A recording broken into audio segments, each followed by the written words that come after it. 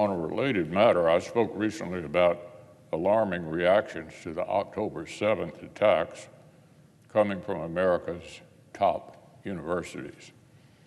We've seen student radicals spew outright hate, and campus leaders respond with agonizing, equivocating statements.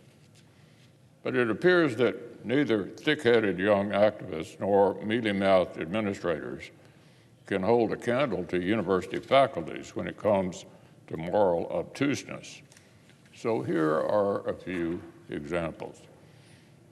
After a student group at Columbia published a letter describing Hamas savage attacks as the, listen to this, quote, struggle for freedom, end quote. Occupied peoples who have the right to resist occupation.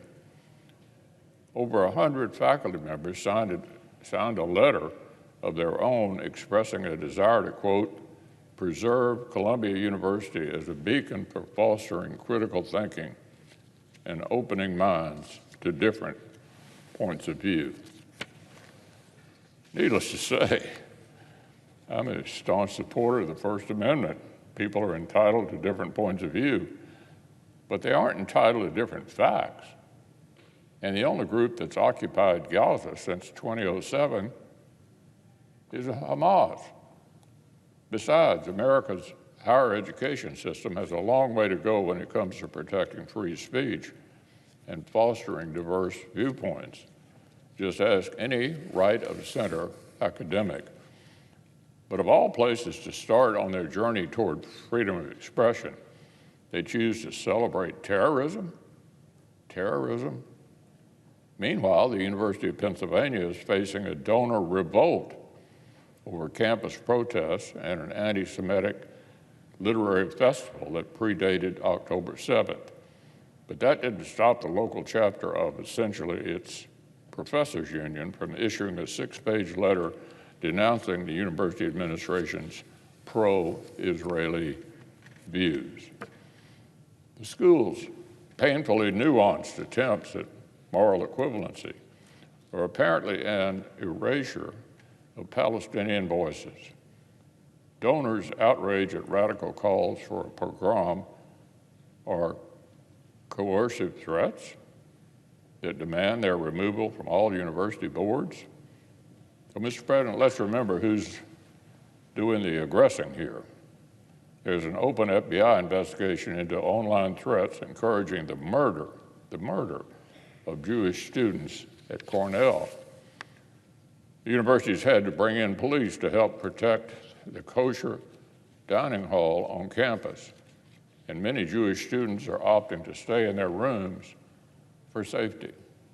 Until recently, the tenured left-wing apparatchiks of America's elite university might have expected donors to keep on writing checks, no matter which sort of unhinged postmodern hate they ginned up. Well, not anymore. At Penn, one alumnus' call to boycott the school has spread like wildfire, precipitating a crisis that one account put at a billion-dollar hole in the university's books. At least a dozen CEOs have pledged not to hire any members of the Harvard student groups who blamed Israel for the murder of its children. And elite law firms have started rescinding job offers from law students who regurgitate terrorist talking points. Some are even competing with each other to fund relief efforts in Israel.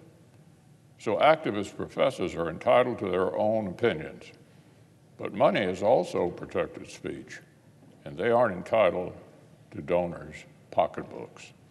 That's not how the real world works. America and our allies have woken up from a holiday from history. American business and philanthropists are starting to do the very same thing. Let's hope it continues.